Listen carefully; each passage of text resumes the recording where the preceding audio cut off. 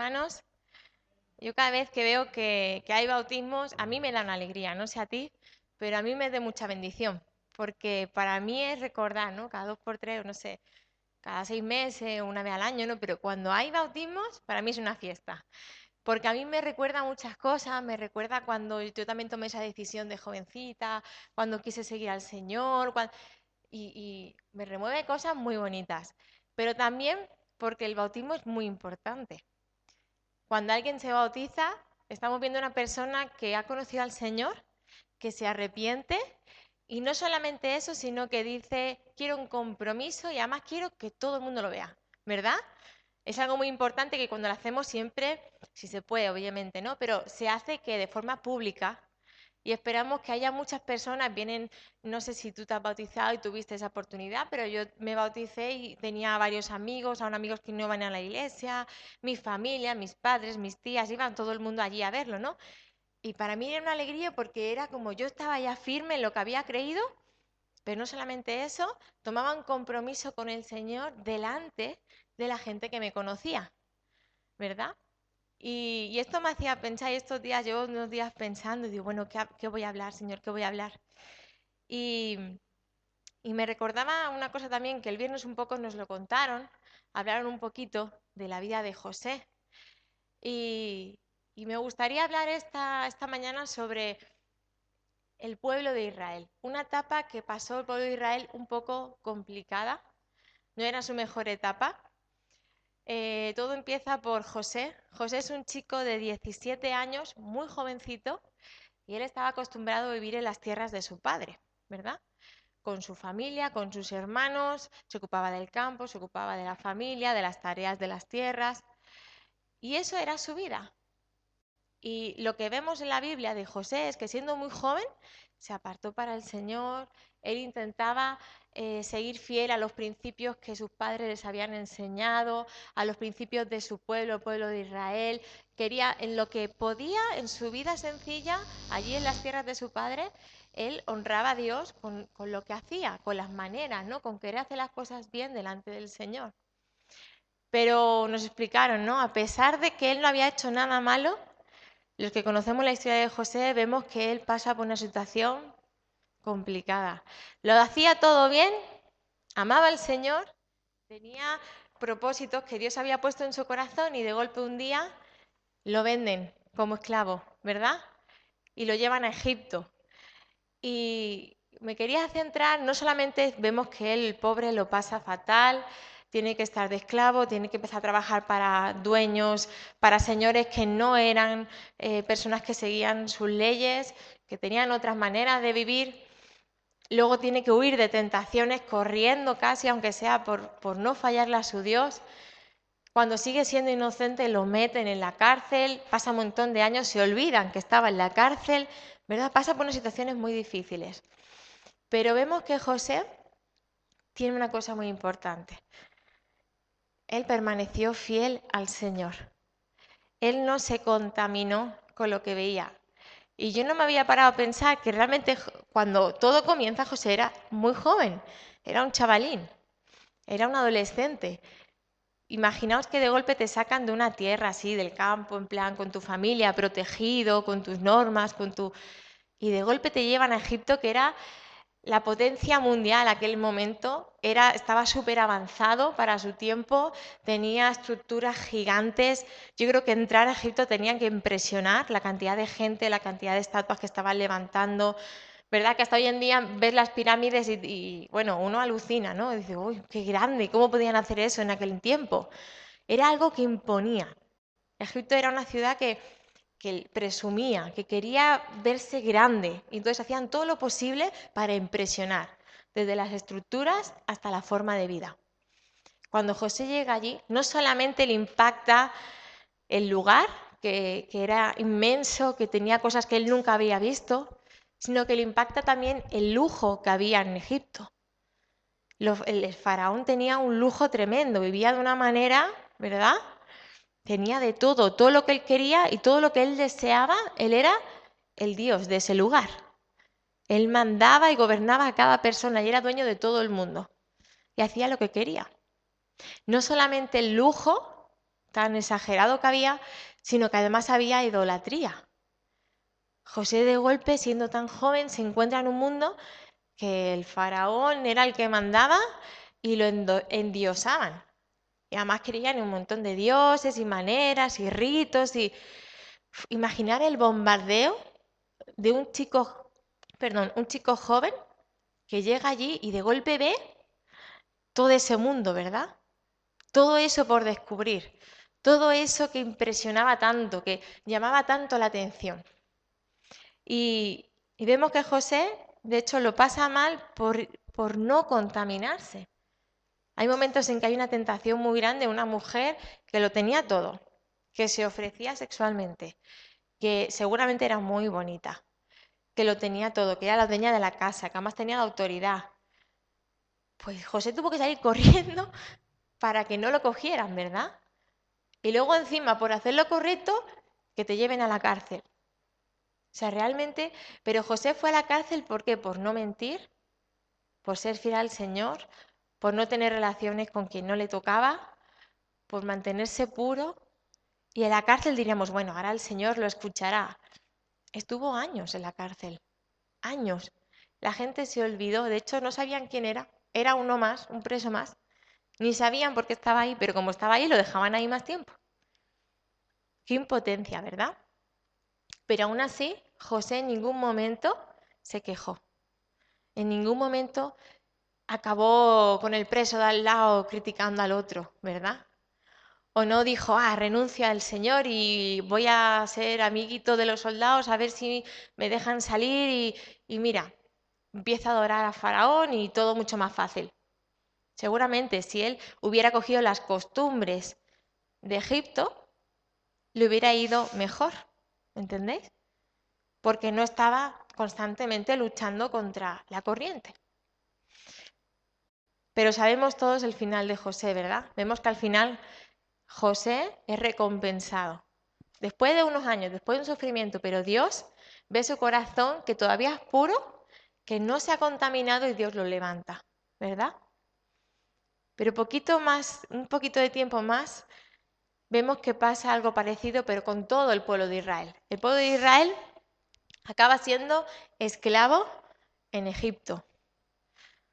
Y estando en Egipto, ellos estaban como personas de segundo nivel, los tenían todos juntos, pero los tenían para trabajar como mulas, los tenían todo el día trabajando, no tenían ningún día festivo, los tenían trabajando todos los días, a todas horas, no podían quejarse, eran maltratados, ¿verdad? Si todo el mundo piensa una imagen de esclavo, sabemos perfectamente lo que era que el que venía pues te mandaba, si no podías quejarte, no podías hablar, no podías decir, uy, estoy cansado, uy, estoy enfermo, uy, hace demasiada calor, no quiero trabajar, no, te pegaban un latigazo y venga, ¿verdad? O sea, realmente un esclavo no tenía ningún derecho. ¿Sabéis cuánto tiempo estuvieron de esclavos el pueblo de Israel? 430 años. Muchos años, ¿verdad? Muchos años. ¿Cuánto aguantarías tú bajo una presión tan fuerte? ¿Cuánto aguantaríamos nosotros bajo el mando de otra persona? El pueblo de Israel, todos esos años que vivió, no solamente era esclavo, sino que creo que mentalmente tenía que ser muy duro una cosa. Lo mismo que le pasa a José. Ver que estás en un sitio que no es el tuyo, ver que los egipcios le mandaban y hacían con ellos lo que querían, que les maltrataban.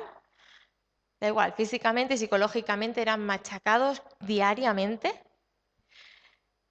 Ver que los que adoraban o los que estaban de parte del faraón y le hacían caso a faraón, vivían como querían, se juntaban con quien querían, adoraban al ídolo que más les gustaba. Y si no, pues se lo creaban ellos, ¿verdad? O sea, estaban en ese tiempo que la gente creía lo que quería y punto. Mientras siguiera el mandato de faraón, pero faraón el mundo que dirigía Faraón era contrario a todo lo que el pueblo de Israel estaba acostumbrado. Y sobre todo que no querían que creyeran en Dios. Entonces, si tú querías permanecer siendo del pueblo de Israel, tú estabas viendo que por así decirlo, todos los malos, todo el enemigo le iba genial. Ellos eran los señores, ellos eran los que les iba bien. Ellos eran los que cada vez más, ellos eran más esclavos y los egipcios más se enriquecían, porque vivían a costa de los esclavos. Entonces tú veías que todos aquellos que hacían lo que querían y que rechazaban a Dios, les iba bien y eran los dueños del lugar. Eso lo aguantas un tiempo, pero ¿cuánto tiempo podríamos aguantar? A mí estaba pensando en esto estos días y decía, realmente 430 años ellos aguantaron. ¿En qué? Hay una cosa que es muy importante. Se mantuvieron siendo el pueblo de Dios, el pueblo de Israel. Para poner un ejemplo muy sencillo, yo tenía una amiga que era de Ecuador y ella vino aquí siendo adolescente, y más o menos un poquito menos de mi edad. Pero en muy pocos años ella tenía que estudiar en el instituto, quiso estudiar un ciclo, entonces se acostumbró muy rápidamente, además a ella le gustaba mucho también el inglés, entonces se acostumbró perfectamente a hablar las palabras que hablamos aquí en castellano. Bueno, de hecho, como es en Cataluña, sabe perfectamente hablar en catalán, casi mejor que yo. No tiene nada de acento de Ecuador.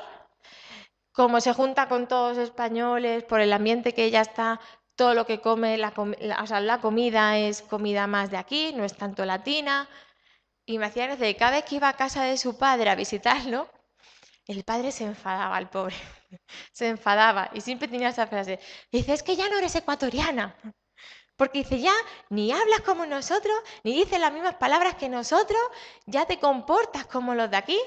Aun la forma de vivir no es lo mismo. Este hombre vivía además en un pueblecito de Ecuador, entonces, claro, las chicas a lo mejor eran de otra manera, se vestían de otra manera, ¿verdad? Y claro, veía que esta chica, pues, ya nada que ver, ¿no? Y entonces ella lo que hacía, que cuando estaba con su padre, aunque sea, era automática. Pues estaba hablando conmigo antes de entrar a la casa y hablaba como yo, ¿no? Sin ningún acento ni nada. Y en cuanto entraba a la casa del padre, automáticamente le volvía el acento y empezaba a usar palabras más latinas que no españolas. Y yo a veces la miraba y digo, uy, pero de golpe ha cambiado. Ella se acostumbró. ¿Pero por qué? Porque ella veía que a su padre le ofendía. Dice, ya no eres ecuatoriana, ya lo has perdido todo, le decía, ¿no?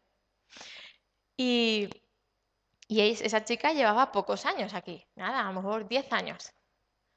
Imaginaos alguien que está 430 años de extranjero en un lugar y además esclavo. Qué difícil que no se contaminaran. Qué difícil que vieran todo lo que estaba pasando y no quisieran cambiar de bando. O no quisieran decir, mira, aquí estamos olvidados de Dios, por así decirlo, y mira, lo dejo y me voy con el faraón y a mí que me cambien de estatus, ¿verdad? Quiero subir de nivel o quiero que mis hijos tengan otra vida. Pero vemos que ellos permanecieron. Y me gustaría que buscáramos, y lo puedes poner ahí Luis también, en Éxodo 3.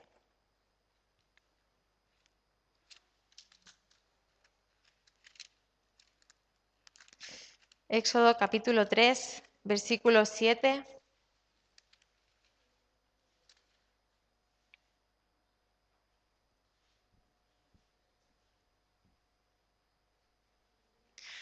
Durante 430 años el pueblo de Dios estuvo pasándolo mal, mal, mal. Sin derecho a elegir, sin poder escapar, sin poder cambiar su situación. Y se adaptaron a esa situación. Pero todavía había algunos de ellos que clamaban a Dios, que se quejaban. Lo estaban pasando tan mal, tan mal, tan mal, que ellos empezaban a alzar la voz y clamaban, clamaban.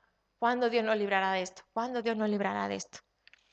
Y dice, dijo luego Jehová, bien he visto la aflicción de mi pueblo que está en Egipto, y he oído su clamor a causa de sus exactores, pues he conocido sus angustias, y he descendido para librarlos de mano de los egipcios, y sacarlos de aquella tierra a una tierra buena y ancha, a tierra que fluye leche y miel, a los lugares del cananeo, del eteo, del amorreo, del fereceo, del heveo y del jebuseo. El clamor, pues, de los hijos de Israel ha venido delante de mí, y también he visto la opresión con que los egipcios los oprimen.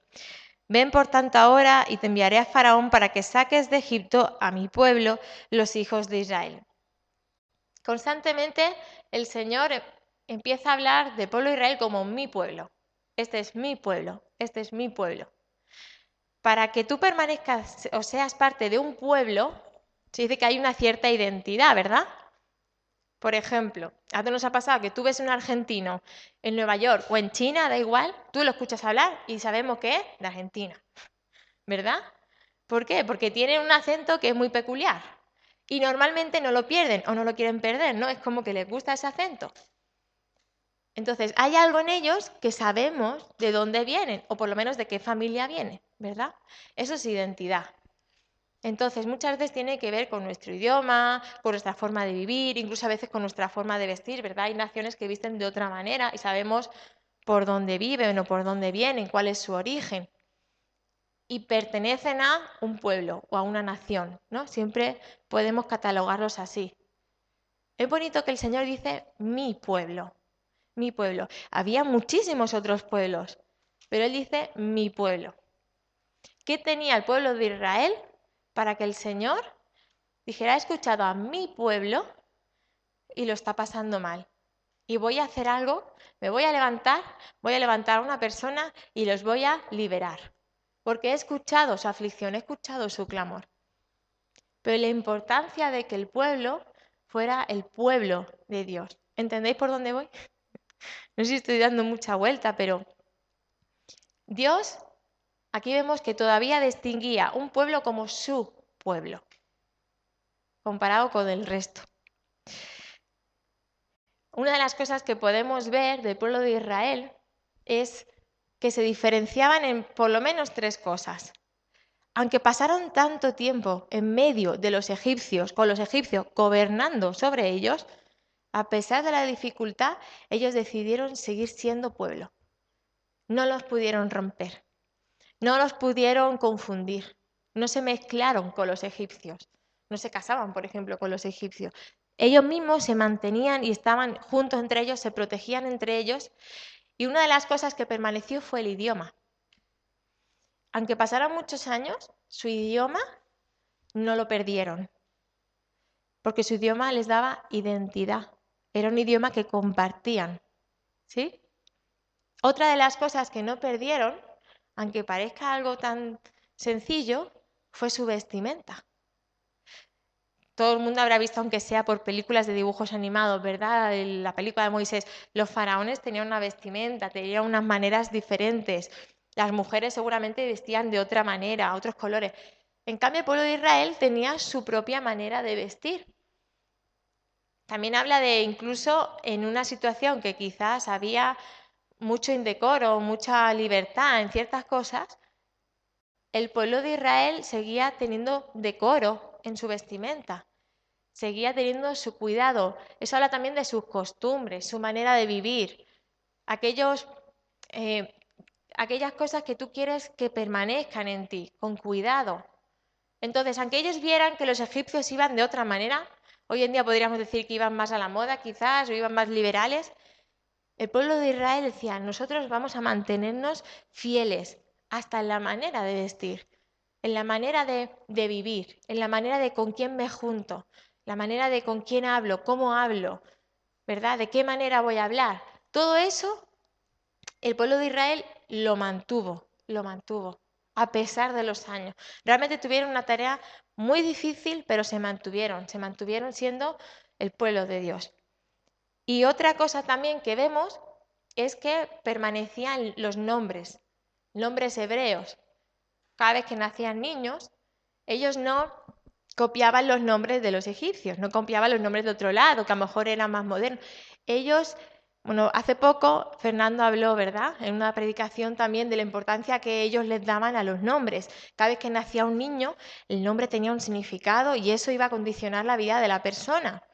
Ellos lo creían así y tenía esa cosa. Y entonces lo que hacían era que aunque llevaban tiempo como extranjeros, ¿verdad?, en un sitio así esclavizados, seguían manteniendo la costumbre de poner sus nombres. Era otra manera de no mezclarnos ni acostumbrarnos a lo que hay alrededor, no acostumbrarnos a las nuevas épocas. Evidentemente tenemos que vivir en medio de eso, pero no se mezclaron. con los egipcios, no se mezclaron ni con las filosofías de vida que llevaban, ni las maneras, ni esa libertad quizá que era más libertinaje que otra cosa.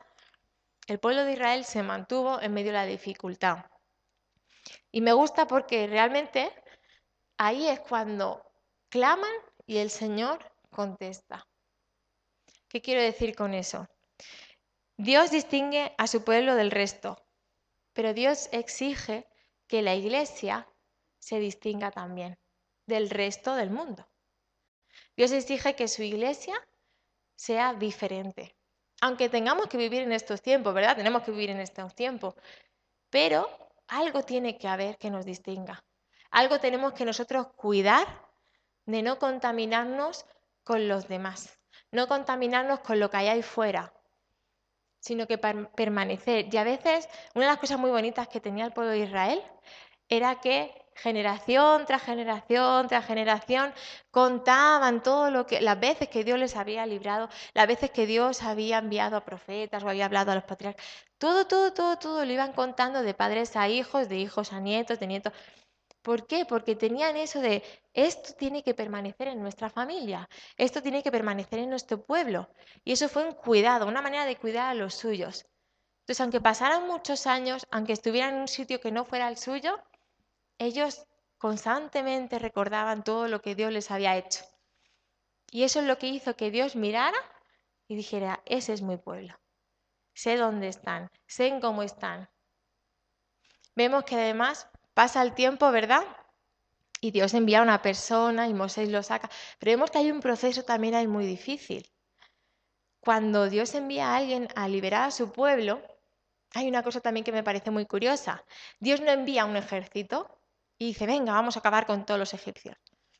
Dios tampoco hace que, venga, pues ahora de golpe todos tienen una fuerza sobrenatural y cogen sus armas y empiezan a pelear y ellos mismos se liberan. No. Qué curioso que Dios lo hace de una manera un poco extraña, ¿verdad? Primero manda varias plagas para que el faraón los deje ir, pero digamos que el pueblo de Dios lo único que tenía que hacer era permanecer, permanecer. En sus casas, seguir buscando de Dios, seguir clamando por libertad. Aun cuando la última de las plagas, que era que el ángel del Señor iba a pasar y iba a matar a los primogénitos que no tenían la señal, ¿verdad?, en la puerta, les dice, vosotros tenéis que confiar, que vosotros vais a poner la sangre del cordero, los dinteles de la puerta, o sea, una señal, y ninguno va a morir en tu casa.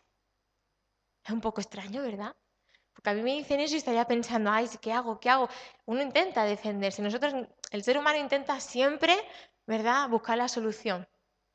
Y fue un trato también del Señor, de ver cómo Dios lo hacía a su manera. El pueblo de Israel no salió de Egipto liberado por un ejército, ni por ellos mismos. El pueblo de Israel fue liberado porque Dios hizo un milagro. Porque Dios hizo que el faraón tuviera que cambiar de opinión, Dios se enfrentó con el enemigo, Dios se enfrentó a aquella potencia tan grande que era Egipto, ¿verdad?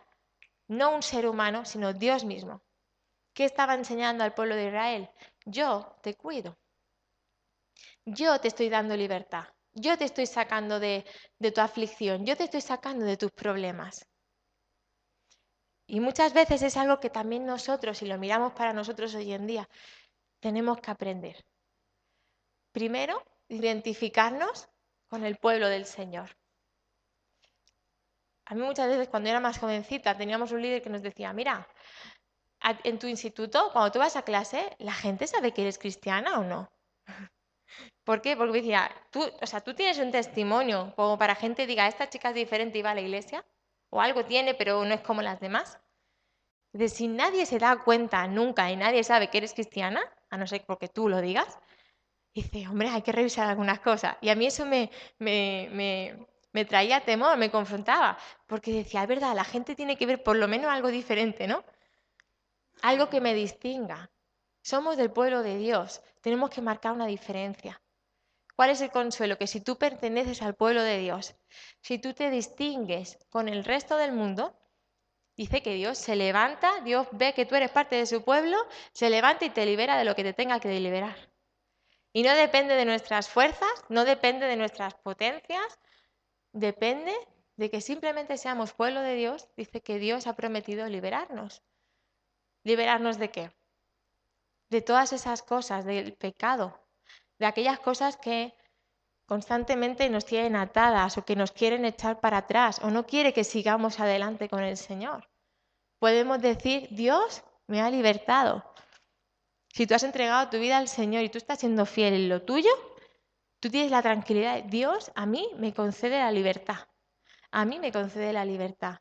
Y solamente Dios la puede conseguir. Amén. Vemos un poquito más adelante que cuando el pueblo de Israel ya es liberado, después de todo lo que tienen que pasar, el pueblo de Israel es liberado.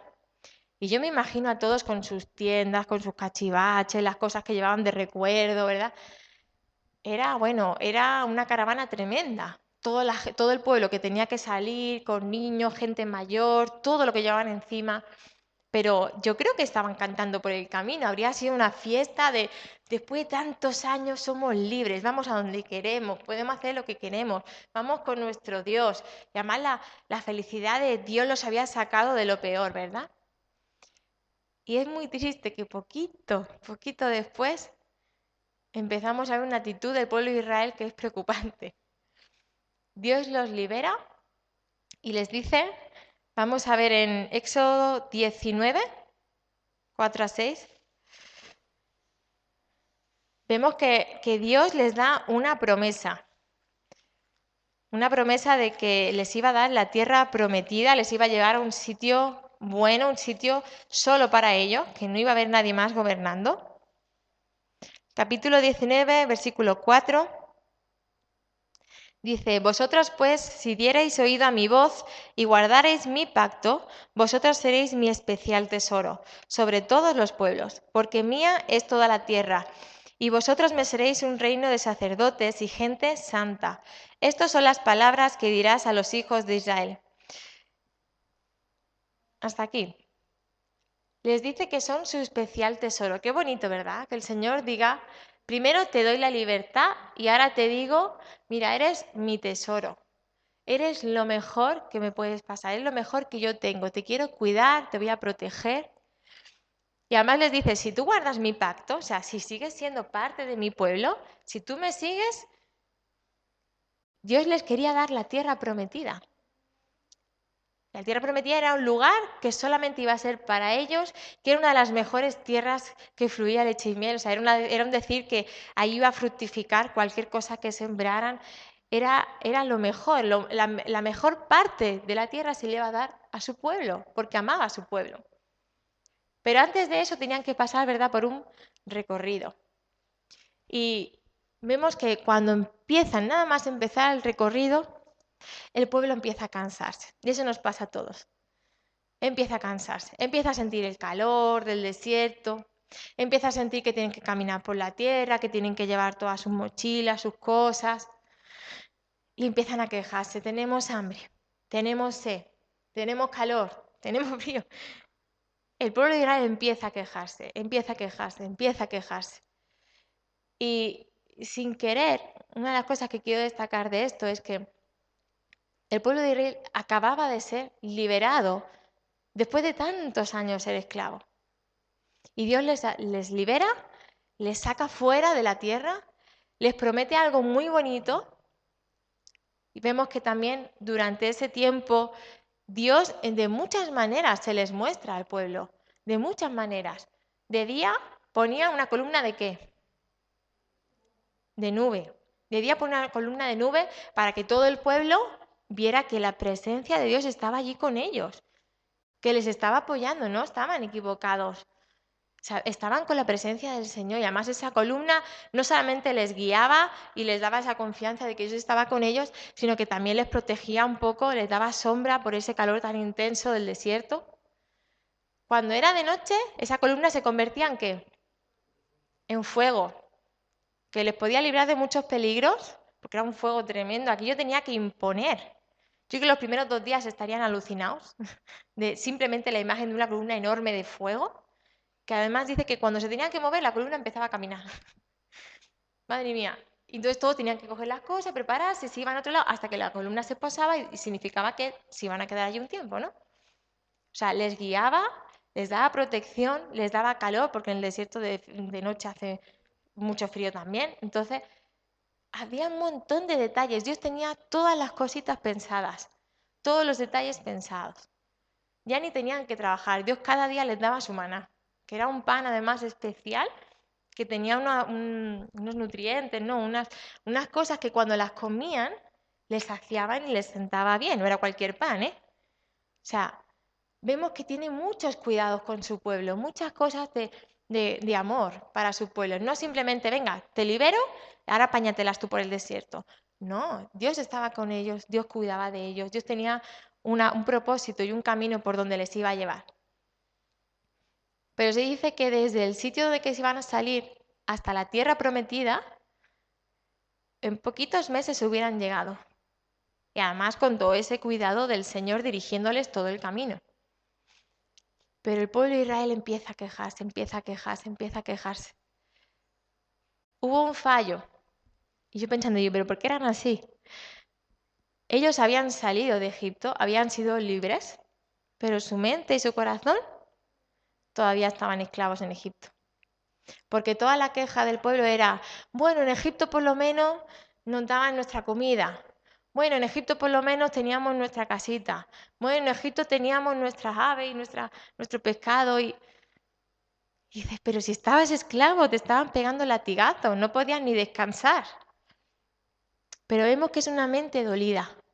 Es una mente que lo ha pasado tan mal, tan mal, tan mal. Tanto tiempo en el pecado, por así decirlo. Tanto tiempo en esa zona que no era de Dios. Tanto tiempo esclavizado que aunque ellos eran libres y ya ni siquiera estaban en ese lugar, Faraón ya no estaba ahí en medio. Y además viendo todo lo que Dios estaba haciendo para adelante, ellos estaban con su mirada en Egipto. Estaban todavía recordando.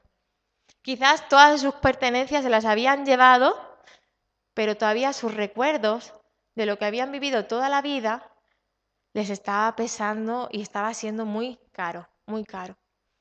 Al punto que aunque Dios quería, aunque Dios tenía un plan, Dios tenía un propósito, estaban tan esclavizados en su corazón que la gran tristeza es que algo que en meses podían hacer, ¿verdad? Se quedan sin ese gran premio. No porque Dios no quería, sino porque todavía su mente estaba en Egipto. Y entonces cada 2 por 3, aunque hubieran permanecido como pueblo, empezaron a tener esa no confianza, el miedo de no llegar, el miedo de que Dios no lo tuviera así, el miedo. Perdieron su confianza en el Señor. Y entonces el gran castigo, ¿verdad? Fue que, qué pena que tuvieron que estar 40 años. En un sitio que hubieran hecho en 3, 4 meses, 40 años dando vueltas.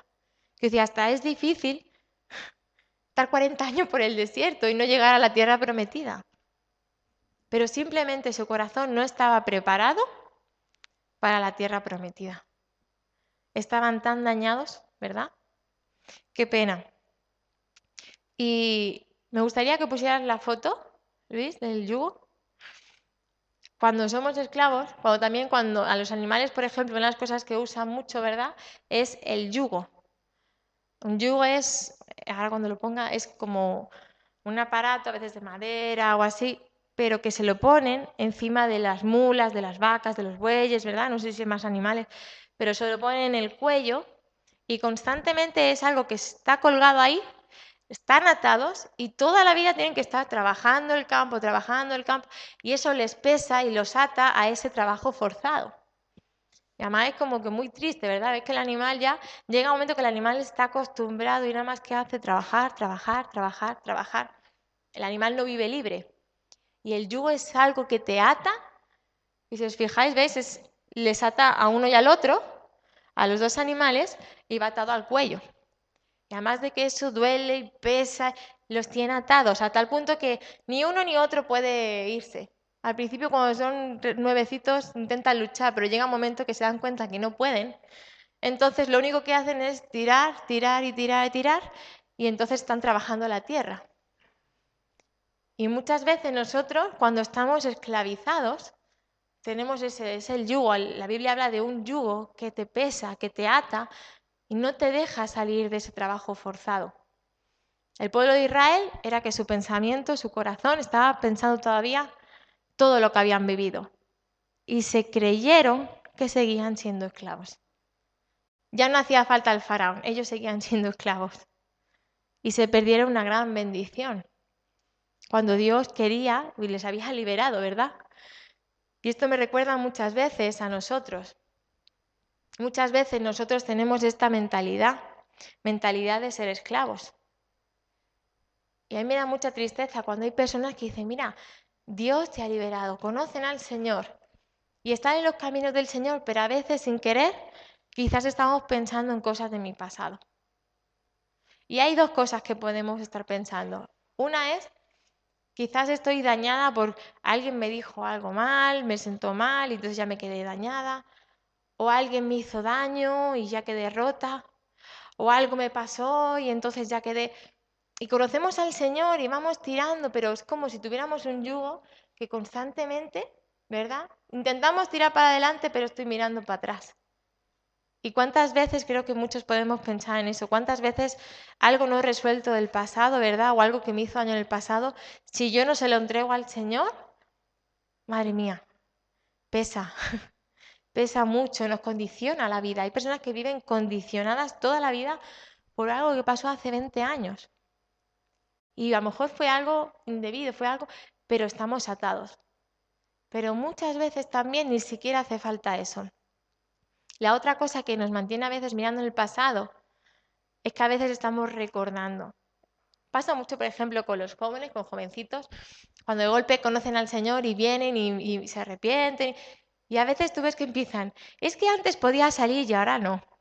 Es que antes podía hacer estas cosas y ahora no las puedo hacer desde que me he convertido.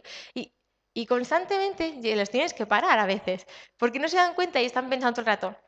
Antes hacía esto, esto y esto, esto, y ahora si me convierto no puedo hacer esto, esto, esto, esto. Y todo el rato se fijan, ¿verdad? Y es como mirar para atrás, para Egipto. Cuando nosotros conocemos al Señor, tenemos que entender que antes de conocer al Señor éramos esclavos del pecado. Ni del faraón ni de Egipto, eso era casi mejor. Esclavos del pecado, de malos deseos, de caminos que nos llevaban a la perdición. Y eso es ser esclavo. Y a mí me da tanta impotencia cuando a veces en el mundo, sobre todo por la tele o así, ¿no? Hay una filosofía de tú haz lo que quieras, tú eres libre, vive como quieras, ¿no?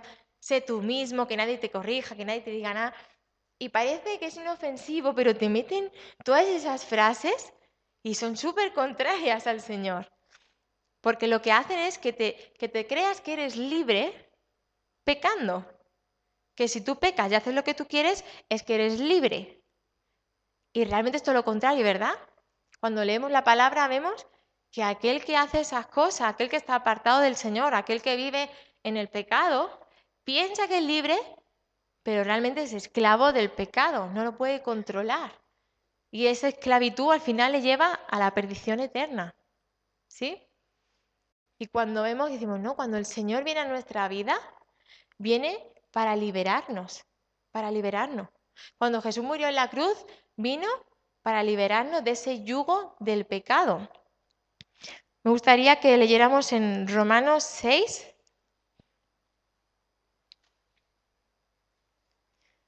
Romanos 6, 6, y nos vamos a quedar por Romanos.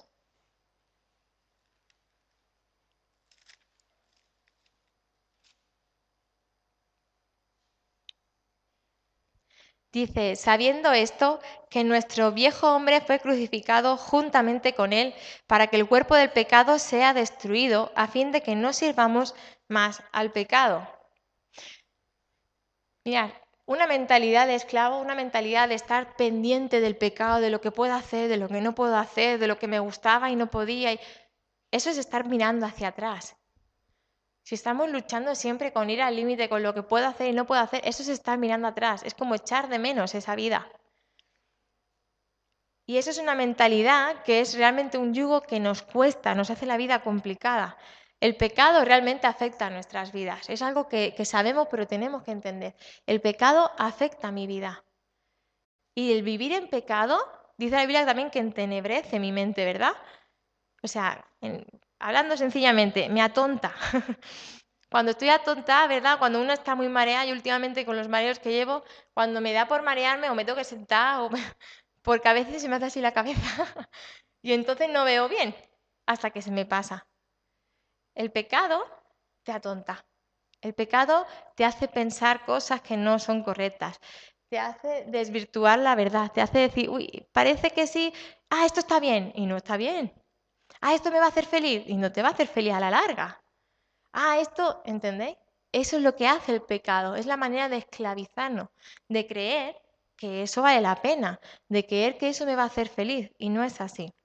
Realmente el pecado es una esclavitud. Pero aquí vemos que juntamente con Cristo, dice, nuestro viejo hombre ha sido crucificado juntamente con Jesús, para que el cuerpo del pecado sea destruido a fin de que no sirvamos más al pecado. Esto es la gran esperanza que Jesús consiguió para nosotros. Dice, mira, estábamos todos perdidos, estábamos metidos de lleno en el pecado, estábamos esclavos, nosotros solos no podíamos salir de allí, ¿verdad? Pero la gran esperanza es que Jesús lo logró. Jesús lo logró. Y si yo acepto el sacrificio de Jesús y yo me identifico con él, igual que el pueblo de Israel se tenía que identificar con el Señor, yo me identifico con Jesús. Él murió por mí y yo lo reconozco y yo lo acepto. Y dice que eso consigue que yo sea libre del pecado. Ya no tengo ese yugo. Un poco más adelante, en Romanos 6, 14, dice, porque el pecado no se enseñoreará de vosotros, pues no estáis bajo la ley, sino bajo la gracia. Qué bonita esa ley, qué bonita. Muchos años en el pueblo de Israel, el Antiguo Testamento, ellos todo lo hacían por ley, tenían que seguir tantas normas. Qué bendición que nosotros, conociendo ahora al Señor, podemos decir, estamos bajo la gracia. Evidentemente seguimos fallando, ¿verdad? Seguimos pecando, pero ya no debemos ser esclavos de ese pecado. Que nuestra mente no esté pendiente tanto de lo que puedo, no puedo, de lo que me pasó. A veces estamos tan pendientes de eso que nosotros, sería una pena muy grande que como el pueblo de Israel, que Dios nos haya hecho libres, libres del pecado, del dolor, de la enfermedad, de ese pensamiento destructivo, y nosotros solos a veces tengamos la cabeza atrás. O digamos nosotros mismos, a veces hay personas que te encuentras que dicen, es que yo no sé si voy a poder llegar, yo no doy ese nivel. Y digo, madre mía, yo tampoco. Pero es por gracia, es por gracia. Hay personas que de verdad son sinceras y tienen ese temor de no soy suficientemente buena para seguir al Señor. No puedo cambiar esto, es que llevo años luchando y yo no puedo cambiar esto. O tengo un mal hábito o tengo este carácter y llevo 20 años y no puedo. Y hay personas que se sienten mal y se esclavizan. Eso es esclavizarte. Cuando dices, me abandono, no puedo cambiarlo, me empiezo a sentir mal y empiezo a pensar en Egipto. Y no, tenemos que entender, es por gracia. Es por gracia. El Señor me liberó. Y a lo mejor durante toda la vida tengo que seguir cambiando cosas. Pero soy libre. Puedo empezar de cero. Jesús en la cruz se llevó todo mi pecado. Yo puedo empezar de cero cada mañana. Dios dice que tiene misericordia cada mañana, cada mañana, cada mañana puedo empezar de cero. Puedo empezar de cero, ¿sí? En Romanos 6, 22, un poquito más adelante, dice, mas ahora que habéis sido libertados del pecado y hechos siervos de Dios, tenéis por vuestro fruto la santificación y como fin la vida eterna. Amén. Qué bonito pensar en eso. Ya hemos sido liberados y dice, pero ahora sois, no solamente liberados, sois siervos de Dios. ¿Qué quiere decir? Nosotros no podemos estar ni aquí, o sea, no quiero estar ni aquí ni allá, no. Hemos sido esclavos del pecado, hemos salido de ahí, pero ahora somos siervos de Dios. Y de nosotros tiene que salir identificarme con eso. Como estábamos diciendo antes, igual que el pueblo de Israel se mantuvo fiel, que nosotros tengamos esa capacidad de, Señor, yo quiero ser fiel a ti. Por eso decía lo de los bautismos, me parece muy bonito porque es algo visual que la gente ve, ¿verdad?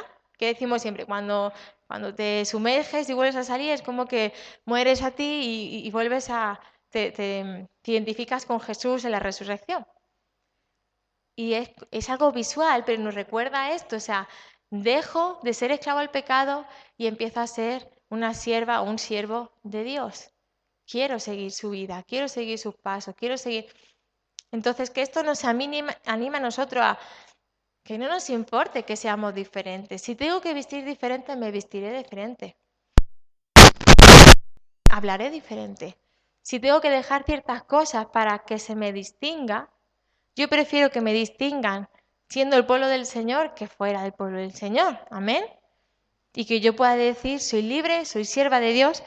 Y dice, ¿para qué? Para santificación. O sea, ese proceso de ir cambiando, pero que nuestro final sea la vida eterna. A mí lo que me tiene que mover, a ti lo que te tiene que mover es, yo quiero la vida eterna, yo quiero llegar. El pueblo de Israel, después de ser liberado, que pasó 40 años, la gran tristeza, ¿verdad?, de no llegar. Estaban tan cerca y no llegaron a la tierra prometida. Aguantaron 430 años de esclavitud y se quedaron ahí. Y después, si te quedaba nada, te quedaba nada. Aguantaron mucho tiempo. Pero como decía Pablo al final, que aguantemos toda la vida, ¿verdad? Que hagamos toda la carrera y terminemos. No vale que llevemos 20 años en el Señor, 5, 30. Vale que terminemos la carrera, que podamos llegar a esa tierra prometida, a la vida eterna. Amén. Y ya para terminar, me gustaría que buscáramos en Juan 8:36.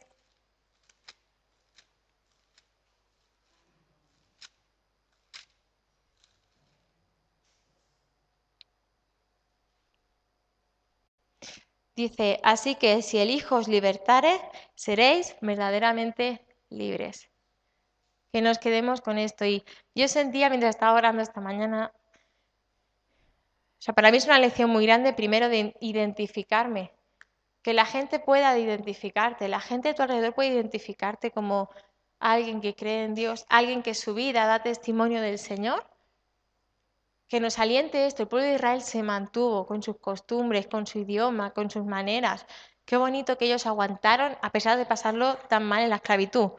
Que nosotros podamos ser distintos al mundo, que podamos ser diferentes, que Dios pueda decir, esa es parte de mi pueblo, esa es parte de mi pueblo, que se nos vea de lejos. Pero también el recordar, Dios me hace libre, pero depende también de mí, que mi mente y mi corazón realmente sean liberados. De aceptar ese perdón de Jesús y decir, Señor, acepto que tú me haces libre de esto, de esto, de esto. Pero pensando, esta mañana orando decía, sentía, hay personas que quizás están pendientes de cosas del pasado, no a malas, pero pendientes de cosas del pasado, o están dañadas, o están rotas, o están desanimadas, y que podamos decir, Señor, tú me has hecho libre de esto, tú me has hecho libre. A veces Dios nos libera de algo y sin querer nosotros mismos nos volvemos a meter. Que podamos decir, Señor, ayúdanos a ser libres del temor, de miedos, de vergüenzas, pero a veces también de eso, ¿no? De quizás un mal pasado, de quizás una mala experiencia, de quizás nosotros mismos a veces nos hemos desanimado, de poder decir, Señor, yo quiero ser libre, yo quiero ser libre. A veces luchamos en privado con cosas que nos dan mucha vergüenza confesar y llevamos años con eso y eso y eso y oramos, no lo vuelvo a hacer y lo hacemos, no lo hacer. Y a veces nos sentimos mal porque decimos, tanto tiempo y no puedo con esto, no puedo con este pecado o no puedo con este mal hábito. Que no perdamos esa esperanza de decir, no, pero Dios me ha liberado, sigo fiel, yo lo voy a intentar, sigo fiel, sigo orando y el Señor va a escuchar mi clamor como escuchó al pueblo de Israel y Dios me hace libre, Dios me hace libre. Me gustaría que pudiéramos un tiempo cerrar los ojos, que pudiéramos meditar lo que hemos hablado. Vamos a poner una canción, pero habla de eso, ¿no? De Dios me ha hecho libre, Dios me ha hecho libre ya. Que no seamos nosotros los que estemos mirando hacia atrás. Quizás el Señor nos tiene que corregir en algunas áreas, pero que queramos mirar hacia adelante y podamos decir, Señor, yo quiero llegar a esa tierra prometida. Yo quiero llegar a la vida eterna. Pero aún en esta vida, Señor, yo quiero tu recompensa, quiero tu favor sobre mi vida, quiero tu bendición. que podamos pensar en eso. Si hay algo que se te venga mientras escuchemos la canción, se te viene a la mente, a tu corazón, háblalo con el Señor. Dice, Señor, hazme libre de esto, hazme libre de esto, hazme libre de esto.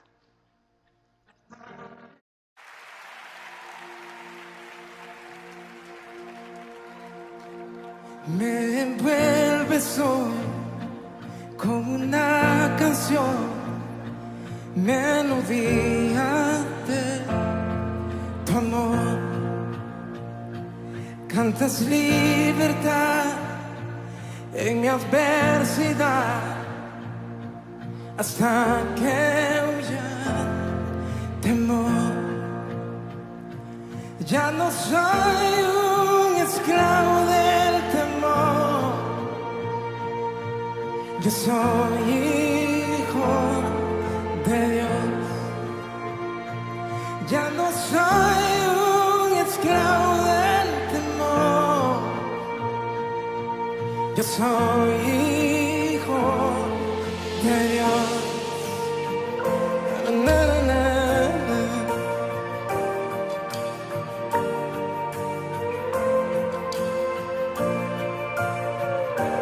Desde el vientre fui escogido en ti,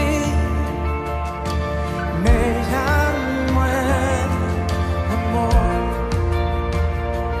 De nuevo nací, recibido en ti, tu sangre en mí fluyó. Ya no soy un esclavo del temor, yo soy hijo de Dios. Ya no soy un esclavo del temor,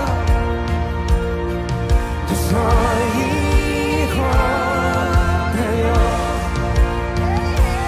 Ya no soy un esclavo del temor,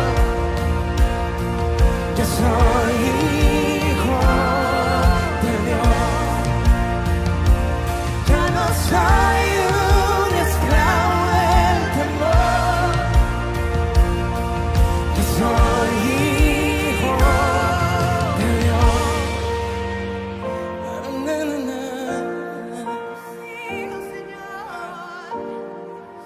Levanta tus manos y diles que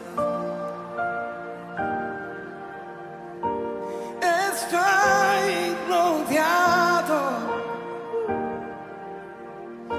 y por los brazos del Padre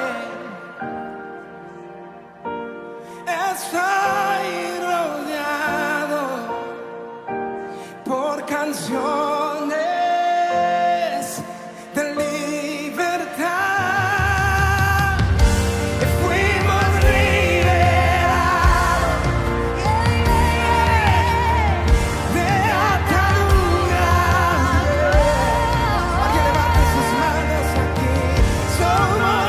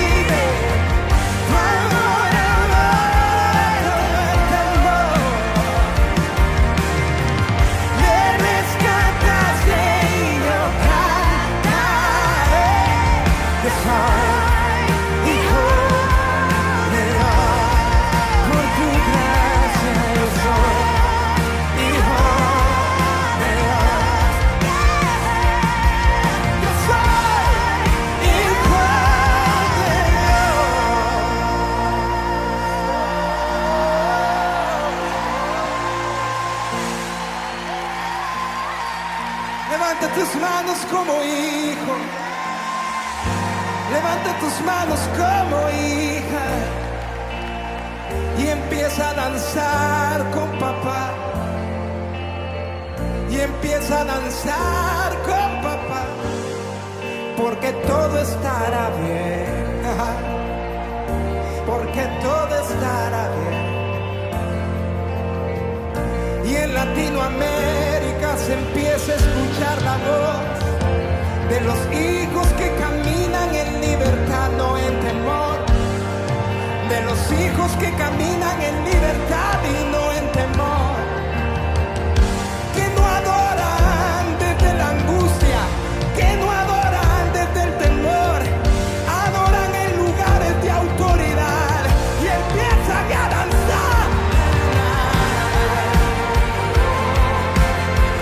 Levanta tus manos, que solo sé que yo soy su hijo y él es mi padre y mi padre me ama. Alguien levante las manos y diga, solo sé que yo soy su hijo y él es mi padre y mi padre me ama, me ama, me ama. Y solo sé que yo soy su hijo y él es mi padre y mi padre me ama. Yo solo sé que yo soy su hijo y él es mi padre y mi padre me ama.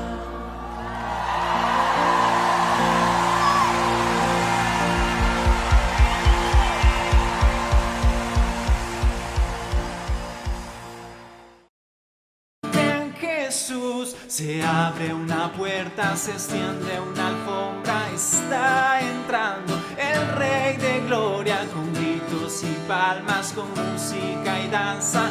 Maranata,